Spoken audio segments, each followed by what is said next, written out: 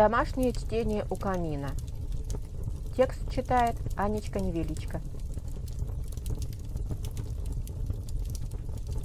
Юрий Никитин. Трое из леса. Часть 1, глава 7. Его глаза горели ярко-красным светом, а черный зрачок был продолговатым, как у лесного зверя. Степан отшатнулся, в испуге сел мимо бревна, на пол, задрав кверху лапти. Снежана завизжала, девочки заревели во весь голос, уткнулись мордашками в ее подол. «Подумаешь, степняки вас бьют», — бросил мрак яростно. Он быстро поднялся. «Тьфу! Робкого пса и петух бьет. Олег, пойдем отсюда. Если мы останемся, они обгадятся, а мы задохнемся от вони». Утром, поднявшись с первыми лучами солнца, мрак и Олег взялись ставить над ближайшим очагом крышу. Из обгорелых бревен и досок набрали годных, вкопали 4 крепких столба, соединили поперечными балками. Когда сколачивали крышу, из землянки выбрался, щурясь от солнца, Степан. Поставив ладонь козырьком, он понаблюдал за неврами. Осторожно бочком приблизился. «Вы того, не серчайте. Мы боимся леса, как и степи». Мрак сердито промолчал, а Олег спросил удивленно: «Почему?» «Мы зажаты между лесом и степью. От лесу потихоньку отщипываем земельку, от степи отбиваемся. Нам тяжко». Он подхватил обломок доски, робко подал мраку. Снежана выглянула из землянки, увидала работающих, быстро скрылась. Мрак сердито вертел головой. Наконец с облегчением ругнулся, стукнул кулаком по бревну. По пожарищу бежали, взявшись за руки, Таргитай и Зарина. Их щеки разрумянились, глаза блестели. В свободной руке Таргитая была сопилка, а Зарина прижимала к высокой груди букет цветов. Степан покосился на них, сказал, колеблясь: «Похоже, в эту ночь никто не спал как следует. Но у каждого свои заботы». Зарина вспыхнула, сказала горячо: «Мы излазили все подполы. Зерна хватит и на помол, и на посевы, так что отлучались недаром». «Подол одерни», — посоветовал Степан. «Да и ты, молодец, застегнись. Зарина теперь сирота. Обидеть ее нетрудно». Зарина покраснела еще ярче. «Дядя Степан». «Я дядя Степан, Заринушка, уже 30 лет». «Дядя Степан, не знаете, так не говорите плохих слов. К нам пришли 3 могучих витязя, а вы их так привечаете». Степан с сомнением окинул взглядом страшноватые фигуры невров. Таргитай с его румяным лицом и синими глазами выглядит наименее звероватым, но и он в своей волчьей шкуре больше походит на вставшего на дыбы медведя, чем на человека. Степан разжег огонь в очаге, а Снежана изготовила первый настоящий, как она сказала, полянский обед. Невры сели за стол с опаской. Даже хлеб видели первый раз, а Снежана испекла 2 каравая, темный ржаной и нежно-белый, пшеничный. А тут еще солености и копчености, колбасы, окорока, нашпигованное сало, перец красный и перец черный. Зарина щебетала, что в тайных закромах сохранилось много зерна, гороха, гречки. Многое степняки нашли, забрали, многое сгорело, но немало и осталось. К тому ж поля давно засеяны. Теперь они, 5 полян и 3 невров, наследники всего огромного урожая, которого не дождались 200 полян. 200! — ахнул Таргитай. Мрак нахмурился, зыркнул на Степана, Снежану. Наступила тяжелая пауза. Степан переводил обеспокоенный взгляд с одного на другого невра, не понимая, почему вдруг напряглись, подобрались, потемнели. 200, — повторил он неуверенным голосом. «А что? В Колупаевке, это деревня за оврагами, было больше 1000. Мрак выпрямился, со стуком бросил ложку на стол. Олег быстро опустил ладошку на его огромный кулак. «Погоди, а вдруг не врет? Где охотой прокормится один, то с одомашненным зверьем, как у степняков, можно кормить уже 100 человек. Для пастбищ надо меньше земли, смекаешь? А если засеять зерном или пустить под огороды, то прокормится 1000, а то и больше. Мрак, они расплодятся здорово». «Поляне? Поляне, если степняки не вырубят начисто». Мрак покачал головой, снова взял ложку. «Лучше охота», — буркнул он. «Хоть бедно, зато нет резни». Ладно, нам возврата в лес нет. Расскажи, Степан, о степняках. Нам жить здесь. Степан горько усмехнулся, задержал ложку возле рта. Есть полянское правило. Когда я ем, я глух и нем. И еще, когда я кушаю, я никого не слушаю. Но, с другой стороны, крепкая большая семья только за обедом и собирается. Когда еще поговорить? Степняки землю не пашут, городов не строят. Сегодня стоят в одном месте, завтра в другом. Если где находят наше село, то сжигают. Людей режут, как скот, а молодых уводят в полон. Что есть полон? И этого не ведаете? В самом деле дикие люди. Не серчай. В полоне цепляют на шею обруч, велят работать. За место еды побои. Девок наших тащат на поругание, но работать заставляют тоже. Мрак спросил глухим от ярости голосом. И вы это терпите? Мы мирные. Землю пашем, хлебушек растим. В лес не ходим, хворост с опаской собираем, и то на опушке. Там в лесу за каждым деревом либо лютый зверь, либо что похуже. А степняки неодолимы. Кони махонькие, юркие, даже не подкованы, чтобы живче бегали. Мы пробовали оборону держать. Да где там? Налетят невесть откуда, мечут запаленные стрелы на крыше, хватают, рубят. Пока наши уцелевшие богатыри на своих богатырских коней сядут, степняков и след простыл. То не люди, разумеешь? Им нужна победа в драке, а не сама драка. Мрак хмуро оскалил зубы. Олег опустил глаза. Таргитай наклонился над миской, не в силах смотреть на Степана. Заврался Полянин, явно заврался. Такого просто не могло быть на земле. «Не верите?» — спросил Степан горько. «Вижу, не верите. Клянусь всеми богами, им нужна победа любой ценой. Любой, понимаете? У них не бывает воскресных кулачных боев. Не сходятся стенка на стенку, улица на улицу, деревня на деревню. Ни по светлым праздникам, ни на Масленицу, ни на Купалу. Они не знают боев ради удали. Им нужна только победа, будь они прокляты». «Только победа?» — переспросил Мрак. Он перестал хлебать борщ, отодвинул пустую миску. Рядом с Мраком ерзал Олег, отводил глаза, тоже не верил. «Да поверьте же!» — вскрикнул Степан. Голос его задрожал. Повязка на голове начала темнеть, проступила свежая кровь. «Мы мирные, но при первых же набегах мы сели на коней, взяли секиры, выехали навстречь. Степняки испужались, кинулись на утек. Но нам все понятно, мы ведь покрепче, каждый из нас 3 степняков стоит, хоть мы и мирные земледельцы. Придержали коней, негоже бить в спину. Глядь, они снова скачут на нас. Добро думаем, помиримся удалью. Ударили на них, но степняки в последний момент опять повернули на утек. Так 3, пока наши не осерчали в конец. Дерись, мол, или удирай совсем. Погнались за ними. Вот-вот догоним. Секиры повесили на спину, негоже бить убегающих. Но в руки взяли плетки, надо же проучить. Вдруг, откуда ни возьмись, степняки. Закидали стрелами, ударили в спину, накинули арканы. Мы и пикнуть не успели, как всех повязали. Кто не погиб, конечно. Ты не поверишь, но нас били в спину, били лежачих, били раненых, разоруженных. Сам видел, как у моего кума из руки выскользнула секира, так степняк тут же разрубил ему голову. Мрак громыхнул кулаком по столу, едва не проломив крышку. Не может такого быть. Сам бы не поверил, на моих глазах было, клянусь родом. Я лежал рядом, конем придавленный, весь в крови, потому меня и не тронули.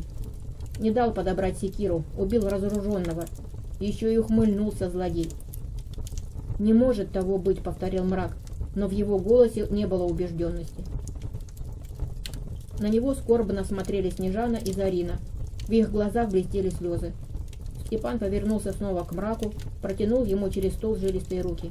«Мы разные. У нас боги разные. Они нам дали разные заповеди. Мы ценим добрый удар, молодецкую схватку. Нам не так важна победа. Нам важнее доброе имя, честь, слава. А для них победа все. Ради победы на любую гнусность решатся, в любой грязи изваляются, любую низость сотворят.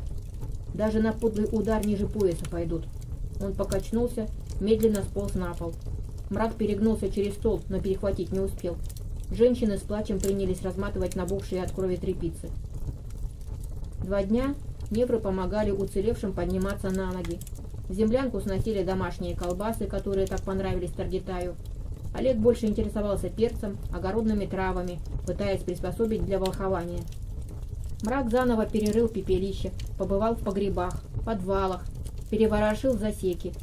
К концу 3-го дня в углу землянки скопилась куча все еще непонятного неврам железа. 2 ножа, выщербленная секира, груда странных железяк. Степан назвал их подковами, пригоршня ржавой мелочи, именуемой гвоздями. «Секиру можно наточить», — сказал Степан задумчиво. «Хотя лезвия маловато, а вот остальное железо пока ни к чему. Коня нет, подковывать кого? Тебя разве?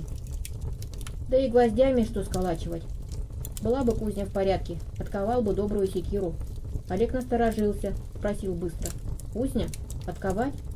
Ты не волк случаем?» Степан устало отмахнулся. «Нет, в то старое время кузнецы были чародеями. Тогда их звали ковалями, а теперь умеют все. Даже ты? А что хитрого? Был подмастерьем, мехи качал. 2 года молотом стучал. Приходилось и первого замещать. Если хочешь, помоги поднять кузню, а я за службу, да и за все-все». «За что это все-все?» «Да не появись вы трое, словом, такую секиру скую из этого железа, какой ты, лесной человек, в жизнь не видывал». Мрак отстранил волхва, бросил сурово. «По секирам я главный волк. Пойдем, помогу сам». Кузня, на удивление Мрака, сохранилась почти в целости. Сгорела крыша, стены, но наковальня стояла на месте. В пепле Степан отыскал 2 тяжелых валуна из этого странного камня. Вытесал и вставил в дыры новенькие ручки, расклинил, бросил в воду, чтобы разбухли, иначе соскочит, убьет мастера. «То собака из кузни сопрет», — сказал Степан. «А железа у степняков и своего хватает. Они умеют ковать и топоры, и окинаки, и клевцы. Не знаешь, что это? Чистейшие души живут в лесу, как погляжу». Помогали и Таргитай с Олегом, но наскоками. Каждый шарил в развалинах, искал свое. Таргитай отыскал 3 свирели, 2 уже раздавленные сапогами Мрака. Олег наконец-то наткнулся на остатки жилища местного волхва. Весь день Степан с Мраком готовили мехи, таскали дрова, железо. Потом Степан разжег огонь, велел Мраку дергать за деревянные ручки, что торчали из мешка, сшитого из воловьей шкуры. Мрак подергал, воздух подул в печь, пламя заревело. Железная мелочь начала нагреваться, краснеть. Когда стало цвета поспевающей малины, Степан выхватил длинными железными клещами, бросил на плоскую наковальню, ударил тяжелым молотком. Не веря глазам, Мрак наблюдал за послушным железом, которое только что было тверже камня. А Степан деловито сковал подковы и гвозди вместе, снова бросил на горящие угли, разогрел, вытащил, сплющил снова. Когда получился толстый прут, Степан свернул его винтом, снова расплющил. Затем только начал бить осторожно, с оттяжкой, делая один край тонким, острым. Мрак посматривал на Степана с растущим уважением. Мужичонка худой, заморенный, руки и шея тонкие, а какие чудеса творит. Не зря в старое время ковалей за чародеев почитали. Да и сейчас, наверное, не всякий сумеет такому обучиться. А Степан, бесхитростная душа, не таит секреты, выкладывает. Мол, огонь не гаснет, даже не уменьшится, если от него зажгутся другие огни. Потом Степан проделал дыру для деревянной рукояти, швырнул раскаленный обух в бочку с водой. Страшно зашипело, взвилось облако пара. Мрак отпрянул в испуге. «Пусть закалится», — пояснил Степан. «Остынет, будет добрая секира». Мрак жадно ходил возле бочки, как кот вокруг кувшина с молоком. Наконец вытащил, обжигаясь, перебросил с ладони на ладонь тяжелый, но уже оформленный брусок железа. На обухе Степан загнул крюк, а лезвие оттянул по краям. Если насадить на длинную рукоять, то можно рубить с плеча, можно пырнуть как копьем, можно зацепить крюком. Едва Степан насадил оружие на рукоять, Мрак почти силой выдернул из рук поленина теперь уже свою секиру. По телу пробежала непонятная дрожь, странно ликующая. В мышцы словно бы влилась неведомая мощь, а вместо крови заструился кипящий отвар волхвов. Сердце бухало часто, ликующе. Он стиснул рукоять, медленно поднял секиру. Неведомая сила распирала грудь. Едва удержался, чтобы не подпрыгнуть, как дурной таргитай, не сечь чародейским оружием во все стороны. Даже сожалеющий поискал глазами. Ни упырей, ни леших. А Бера развалил бы пополам с одного замаха. Еще 2 дня растаскивали развалины, убирали обгорелые бревна. Мрак насобирал бронзовых наконечников для стрел, 2 длинных для копий, сломанный у рукояти кривой меч. У крайнего дома отыскал под обрушившейся печью длинную и тяжелую полосу железа, остро заточенную с 2 сторон. Степан сказал, что это меч. Пообещал сделать резную рукоять. Меч будет как новый. Такой не стыдно вручить самому лучшему воину, даже вожаку полян. Мрак подержал меч, потрогал острый край, но отнес в кузню. С дальнего конца сгоревшего села донесся вопль. Мрак насторожился, положил ладонь на рукоять своей новой, остро заточенной секиры. Теперь он чувствовал себя почти богом. Между развалин спешил растрепанный Олег. Вымазавшийся в копоти, он обеими руками прижимал к груди что-то завернутое в тряпку. Мрак бросил зло. «Чего орешь, будто режут? Где Тарх?» «Тарх?» – удивился Олег. «С Зариной вестимо? Где еще? На дуде играет. Цветочки, то да сё, ты ж знаешь. Мрак, лучше глянь, что я отыскал». В тряпках была книга, как назвал это Олег. Листы ее были в переплете из тонких металлических пластинок. Страниц сотни, все в каракулях с непонятными значками, странными рисунками. Мрак метнул огненный взгляд на волхва. Олег заторопился, заговорил, глотая слова. «Мрак, ты только послушай! Мрак, мы с полянами одного корня. Оказывается, поляне — это потомки невров-изгоев, одичавшие, правда. Я только первую страницу одолел. Дальше трудно, много непонятного. Это книга ихнего главного волхва. Он задохнулся в дыму. Я взял книгу, корешки. Мрак, это богатство!» Мрак свирепо сплюнул ему под ноги. «Богатство! Богатство — это железо! Такой секирой любое дерево срубишь в 2-3 взмаха. А если стрелу пустить с бронзовым наконечником, то страшно подумать, как далеко полетит и как страшно ударит. «Придешь в кузню, — велел он, — я попробую сам отковать еще одну секиру из этого дурацкого меча. Будешь раздувать мехи. Для волхва это полезно, понял?» «Как скажешь, Мрак, — ответил Олег упавшим голосом. — Но в книге этой такая мудрость. Ежели он такой мудрый, по что задохся?» Вечером ужинали вместе. Уховарила Снежанна. Степан взял ее детей под свои тощие крыльца.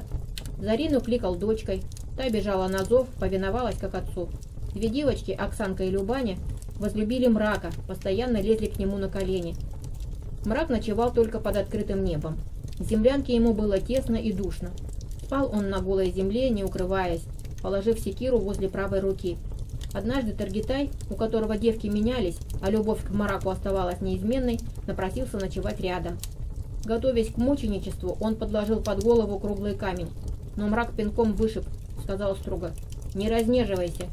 После чего Таргитай махнул рукой на попытке стать настоящим мужчиной, перебрался в землянку. Самым счастливым человеком чувствовал себя Олег. За неделю он узнал больше, чем за всю жизнь в лесу. Оказывается, невры – сердце мира. Жили в дремучем лесу, не менялись тысячелетиями, хранили заветы пращуров, но по этим же заветам постоянно выбрасывали из племени всех слабых, ленивых, трусов. Эти изгои, выйдя из леса, дали начало великому множеству племен и народов. Среди них были и воинственные, и мирные, и кочевые, и осевшие на землю, и прямодушные, и коварные. Одни селились на равнинах, другие ушли в горы, третьи перебрались на дальние острова среди холодных морей, а некоторые забрались и в теплые страны. Степан не подозревал, что среди потомков невров находились племена, которые своей жестокостью заставили бы упасть в обморок степняков. Все это было в книге старого волхва, которую Олег в конце концов сумел прочесть почти до половины. Он был счастлив, что Барамир все же заставил его выучить непонятные знаки, черты и резы, ибо теперь с ним говорили давно умершие мудрецы. А Таргитай снова играл, слагал новые песни. Зарина смотрела влюбленными глазами. На третью ночь Зарина поднялась, стараясь не разбудить Степана и Снежану, неслышно выскользнула из землянки. Ночь была тихая, звездная. Громко стрекотали кузнечики, на самом краю развалин негромко играла свирель. Ноги сами понесли, едва касаясь земли, но Таргитай услышал, мгновенно обернулся, подхватил на руки. «Ладушка моя!» «Тарх!» — выдохнула она, прижимаясь к его широкой и твердой, как камень, груди. «Какой ты чуткий! Никак не застану врасплох!» Он засмеялся. «Я чуткий? Услышал бы это мрак!» Она села рядом. Таргитай сбросил душегрейку, набросил девушке на плечи. Зарина зябко повела плечами. Шкура была волчья, а шерсть густая и длинная. От нее еще пахло страшным таинственным лесом. «Без вас мы погибли бы», — сказала она вдруг. «Тарх, а что теперь? Вы останетесь?» Таргитай от неожиданности поперхнулся. Он не думал о завтрашнем дне. За него думали Мрак и Олег. Если бы он хоть минуту думал сам, давно бы упыри растащили его косточки. «Не знаю», — ответил он наконец. «Я нашел тебя, моя светлая. Но Мрак и Олег? Сейчас они заняты, о завтрашнем дне не думают. Но мужчина не может жить без женщины. Боги проклянут». Зарина невесело улыбнулась. «Есть Оксанка и Любаня, но твоим друзьям ждать их долго. Ты прав, они захотят уйти. А ты?» Таргитай обнял ее за плечи, она покорно положила голову ему на грудь. Они слушали тихую перекличку кузнечиков, потом Зарина предложила. «Я расскажу тебе наши кощуны. Мой дедушка был волхвом-кощунником, я многое слышала с детства, а ты сложишь красивые песни. Вы, невры, не знаете наших богов, они новые для вас. Мы чтим и Велеса, но он не главный, а только старый бог, следит за скотиной. Мы не охотимся, как вы, но скот держим. Степняки увели, а то были коровы, овцы, козы, свиньи, гуси, утки. А кто ваши боги? Главное – Апия, матушка сыра земля. Еще Дана, богиня самой могучей реки, что течет далеко-далеко, на востоке. Молодняк чтит Ярилу. Ярилу у нас тоже чтят. Молодого бога с человеческим черепом на поясе? У нас одни боги, мы ведь один народ. У вас есть кощуна о великом герое, побившем трехголового злодея? Есть. Его Трита побил. Трита. Значит, ваше племя осталось в лесу сразу после возвращения ариев из Индии. Слава великого боя не померкла, но имя стерлось в памяти. Люди живут не так долго, как боги. Через века героя стали звать по-разному. В Индии, где осталось много ариев, Трита. У парфян Троетона. У эллинов Таргелий. А когда пелазгов сменили ахейцы, то имя вовсе забылось. Стали называть по росту и силе Горакл. А трехголового Горыныча нарекли трехголовым великаном Герионом. «Откуда ты все знаешь?» – ахнул Таргитай. «У нас большое племя», – напомнила Зарина, – «и много кощунников. Одни наносят на бересту чертами и резами, другие пишут на телячьей коже, третьи передают по памяти. Оставайся с нами. Я расскажу про великана Пурушу, первого человека на свете. Он был так огромен, что головой доставал до 7-го неба, а самые высокие горы были ему по щиколотку. Он был первым смертным, но его мать-богиня выпросила у рода особую милость для сына. Его не могли убить или ранить ни боги, ни упыри, ни чугайстери, ни исчезники, ни полканы, ни дивы, ни звери, ни птицы. Она обошла весь белый свет, упросила каждый стебелек, чтоб не обидел ее ребенка. «Ну как же тогда? Оставайся, все расскажу. Про далекий Экзампей, столичный град страшных степняков. Там правит могучий Каган. Это он имеет орды. Расскажу про витязей, богатырей. Про великого царя, который подчинил себе самого могучего чугайстыря. Велел построить несокрушимую стену вокруг терема, чтобы никто не смог проникнуть. Ни человек, ни зверь, ни упырь, ни бог. Чугайстер построил. Довольный царь долго осматривал стены, нигде не отыскал слабого места. Но когда захотел выйти, она замолчала. Таргитай легонько потормошил ее. А дальше... Она засмеялась легким серебристым смехом. В темноте блеснули, как звездочки, ее хитренькие глаза. «Оставайся. Я буду целый год рассказывать тебе кощуны, которых ты никогда не слыхивал. А потом отыщем кощунников из других сел. Не все же погибли».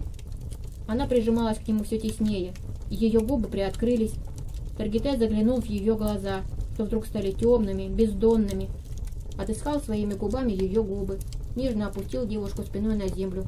Она вздрогнула, закрыла глаза. Ее тонкие белые руки обвелись вокруг его шеи. «Я останусь», — сказал он медленно. «Я останусь, Зарина». Слабый рассвет падал на ее похудевшее лицо. Она лежала навзничь, не отводя от него взгляда и не пытаясь закрыть свою наготу. Таргитай, наклонившись над ней, с нежностью смотрел на ее худенькое тело, на невысокую грудь с ярко-красными столбиками сосков, измочаленных его поцелуями. «А твои друзья? Если они решат уйти, я все равно останусь. Я уже нашел то, что искал». Она медленно одевалась. Ее руки дрожали.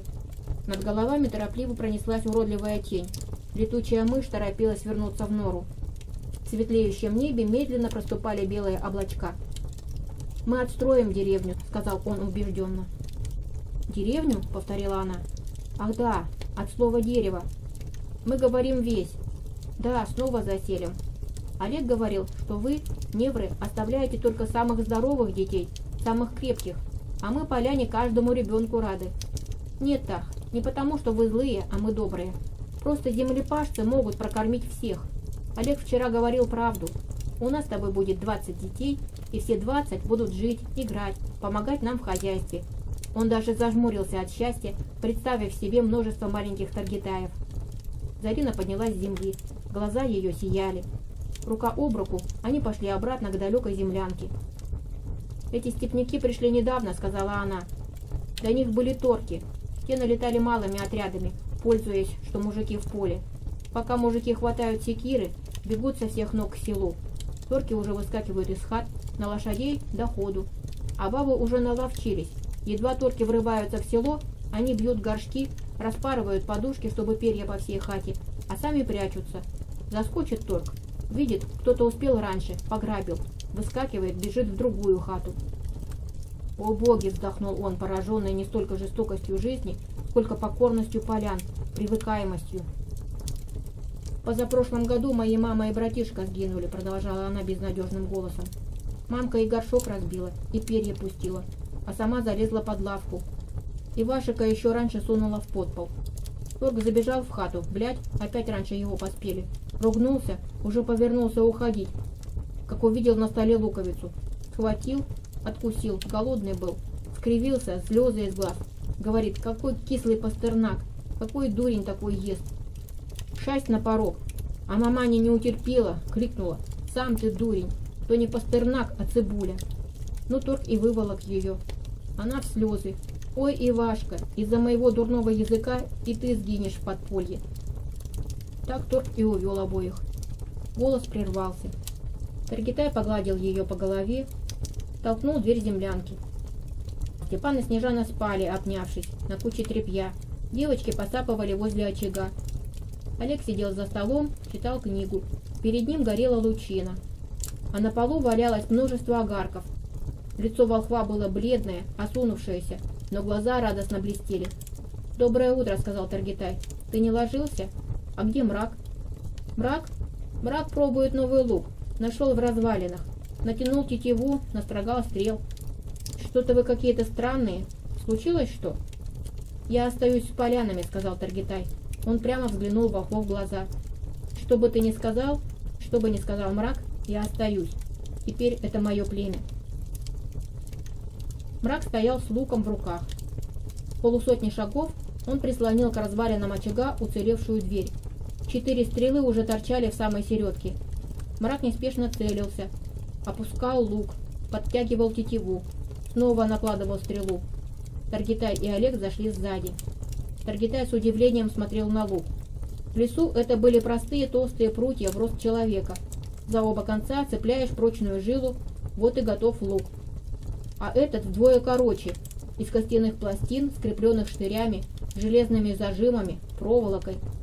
Мрак с удовольствием щелкнул ногтем по тетиве. Та загудела, как комар. «Такую не всякий натянет. Видали?» — спросил он. «Не полянский лук. Из такого удобно с коня стрелять. Можно на полном скаку, кто умеет». Олег обошел Мрака со всех сторон, сказал уважительно. «Кто-то ссадил с коня не просто всадника. Как только бросили такое сокровище». Завалило обломками. Тетива сгорела. Вы мне зубы не заговаривайте. Становитесь. Буду учить стрелять. Он кивнул на 2 десятка стрел, аккуратно разложенных рядком. У всех блестели остро заточенные наконечники. Мрак хмуро улыбался, но лицо его осунулось, глаза ввалились. Таргитай вдруг даже качнулся от чувства глубокой вины. Оборотень держится из последних сил, не дает волку в себе взять верх, старается довести его с Олегом до людей, успеть пристроить. Олег ринулся к двери, кое-как выдернул стрелы. Непривычно тяжелые наконечники оттягивали ладони. Он потрогал один пальцем, там сразу выступила алая кровь. Мрак заточил края, как иглы. «Я первый», — сказал Таргитай. Мрак поднял брови, потрогал Таргитаю лоб. Таргитай смотрел чистыми, честными глазами. Удивляясь неожиданной прыти лодыря, Мрак сунул Таргитаю лук, поставил ему ноги на ширину плеч, выпятил левую руку, правую дал стрелу. «Вон та дверь, видишь? Попади в среднюю доску». Таргитай с трудом натянул тугую тетиву, выпустил стрелу. Спружинив, тетива больно щелкнула по пальцам. Таргитай ойкнул, выронил лук. Мрак выругался. Олег со всех ног бросился отыскивать стрелу, что улетела мимо двери. «Больно», — выговорил Таргитай с трудом. Он подул на покрасневший палец, потряс кистью. Громобой учил надевать кожаные рукавички. «Перебьешься», — заверил Мрак грозно, рукавички ему. «А стрелять с печи?» Не отрывая задницы от теплых кирпичей.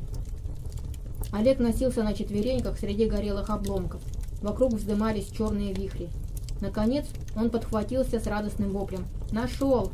Ха-ха! На 3 шага мимо! Дай мне, я попаду в самую середку!» «Еще чего!» — возмутился Таргитай. «Теперь я знаю поправку, а ты нет». Когда солнце стояло в зените, Мрак сказал, сжалившись: «Ладно, на сегодня хватит. По крайней мере, в дверь попадете. Если встретите зайца такого размера, не промахнетесь. Сходим, проверим в деле». Изгои были мокрые, покрытые черной копотью. С них лило в 3 ручья, двигались на полусогнутых. Таргитай мечтал уже упасть и спокойно умереть, только бы не мучиться. Как в дыму услышал тоскливый вопль Олега. «На охоту? По такой жаре?» «В самый раз», — ответил Мрак хладнокровно. «Мужчины вы, аль нет? Бабы сидят голодные». Он молча зачислил и Степана к бабам. Тот вряд ли понимал охоту. А по Мраку всякий, кто не умеет бить зверя, женщина или малое дитя. «Это тебе не на дуде гудеть», — сказал Олег злорадно. На порог, потягиваясь, вышел Степан. Заспанный, на огромных звероватых невров, смотрел уже без страха. Его глаза отыскали Таргитая. Улыбнулся ему уже как будущему полянину. А Мраку, поклонившись, сказал, подевывая: «Когда-то боги, видя, как род людской множится, решили отдать им всю землю, а самим удалиться на небеса. Позвали людей, стали наделять. Таким, как ты, охотникам, отдали леса, землепашцам выделили нивы, рыбакам отдали реки и озера, морякам моря и океаны. Потом расскажу, что это, не сбивай. Рудокопам горы». Понятно, что купцы поспешили выпросить торговые пути, пастухи пастбища, девки румяна и притирания, старики заваленку. Все разобрали к обеду, а певец явился только под вечер. Мрак засмеялся. «Такой же растяпа, как наш Таргитайка». «Да», — согласился Степан. Стал певец просить и себе хоть что-то, но рот лишь развел дланями или крылами, ежели был в личине сокола. Боги могут все, но что уже сделают, не отменят ни они сами, ни другие боги. «А где ты шлялся?» — спросил Рот. А певец в оправдание: «Я, мол, пел». «А теперь пусть попляшет», — засмеялся Мрак. Олег улыбнулся одними глазами. Похоже, на этот раз был согласен с Мраком. «Пусть», — снова согласился Степан и широко зевнул. Рот грустно развел руками, аль крылами. Не осталось на земле ничего, чем мог бы владеть певец. Но зато ему, единственному, откроет небеса. И когда певец пожелает, он всегда там желанный гость. Олег вежливо промолчал, а в глазах Мрака заблестели веселые искорки. Как и Олег, в стариковские байки не верил, но это понравилось. Где Тарх пройдет, а это все равно, что вести корову с завязанными глазами, там пройдет и другая корова, грамотная. Тем более, если поведет он, мрак. А с 2 коровами, уже почти бодливыми, можно стоять пусть не перед богами, но все же стоять на земле крепко. «Эй», — сказал он, — «не знаю, как насчет небес, но по лесу прогуляться придется. Пошли». Стеная, Таргитай и Олег взяли ножи, единственное свое оружие. Пошли за мраком. За околицей потянулась высокая сухая трава, жесткие стебли звонко щелкали по сапогам. Прошли реку, 5 больше, чем их лесная река, но Степан говорил, что есть и поболее реки. Высоко в синеве велась едва заметная пташка, жаворонок, священная птица, как уже знали невры от полян.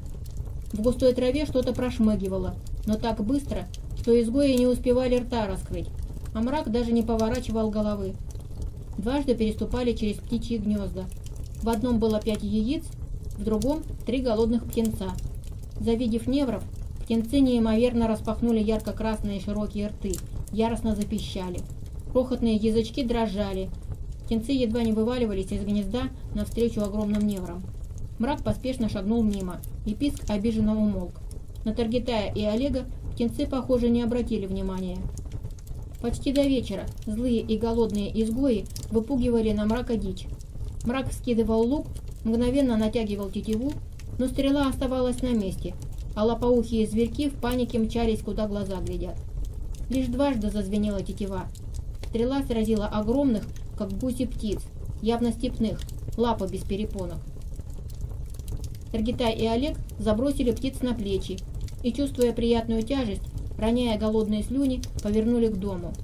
Мрак шел следом, посмеивался. Уже на подходе к деревне, то бишь веси, в густых зарослях травы затрещало, мелькнул грязно-серый бок. Мгновенно свистнула стрела, тут же тетива звякнула снова. Мрак довольно крякнул. Даже в этом пустом краю можно жить охотой. «Что это было?» — спросил Таргитай. «Шагни вперед, узнаешь». В зарослях хрипело и каталось. Сухие стебли трещали под крупным телом. Таргитай и Олег с разбегу выбежали на вытолоченное место, замерли. Весь залитый кровью, среди травы катался, хрипя, крупный молодой кабан. Из боков торчали по обломку стрелы, кровь била тугими струйками. «Одна в сердце, другая в печень», — сказал Олег пораженно. «Мрак, как ты быстро научился с этим чужим луком?» «Захочешь жить, — ответил мрак сумрачно, — летать научишься». Он снова натянул тетиву. 3-я стрела ударила кабану в левый глаз. Кабан подпрыгнул, упал, лапы дернулись и застыли.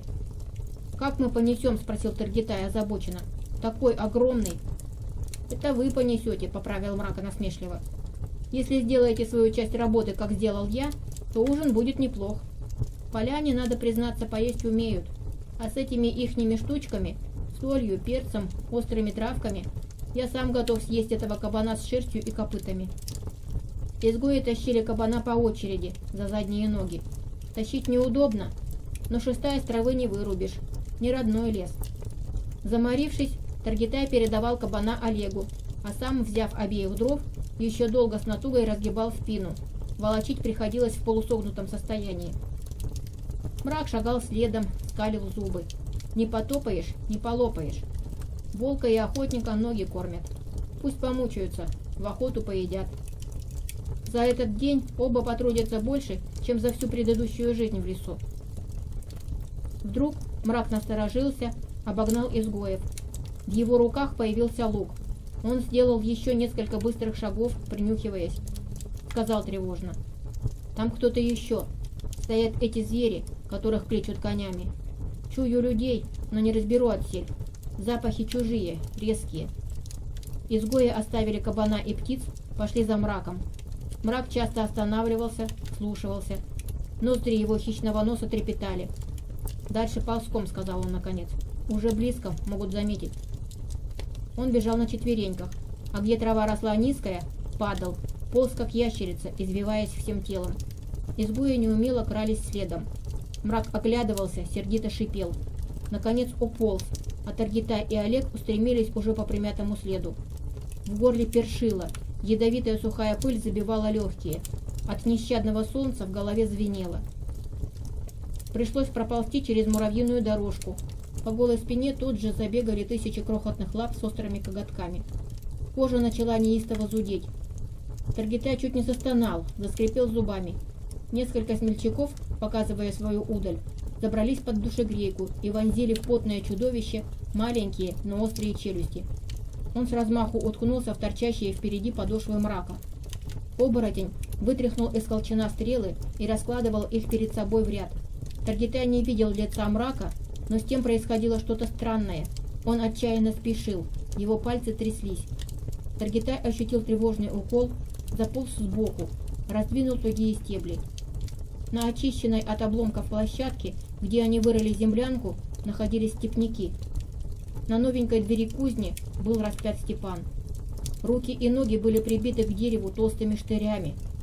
Кровь текла густо, на земле под дверью натекла широкая лужа. В плечах Степана торчали 2 оперенных стрелы. Еще 3 стрелы были всажены вниз живота. Голова его свесилась на грудь, но он смотрел на площадку. Его бледное лицо было залито кровью. 2 узкие струйки крови текли по щекам, словно кровавые слезы. 2 голых степняков зверски насиловали Снежанну. В 2 шагах навзничь лежала Зарина. Ее глаза были закрыты, от одежды остались клочья. Лицо было обезображено кровоподтеками. На голой груди кровавые ссадины, порезы. Ноги безжизненно раскинуты, по ним текла и впитывалась в пыль густая кровь.